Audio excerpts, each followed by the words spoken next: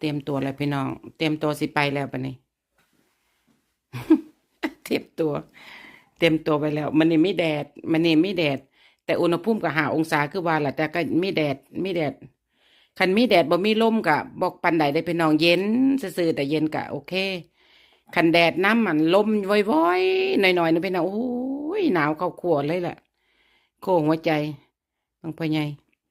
เตรียมตัวสิไปหาหมูแล้วหัวกระฟู้ปันสิงโตเตรียม หมอก็นัดบ่ได้จักเถื่อพี่น้องเอ้ยแขนกับข้างหนึ่งก็บ่ค่อยว่าจะดีเนาะหมอนัดบ่ได้จักเถื่อสิมีอันแพนว่าสิไปเที่ยวเมืองไทยหรือไปเที่ยวทางใดก็ไปยากเพราะว่ายันหมอโทรมากับท่านหันยันหมอโทรมาด่วนก็ต้องทาสิไปไสก็ต้องทาหมอนั่นแหละโอ้ใช่บ่ได้เนาะจังแม่น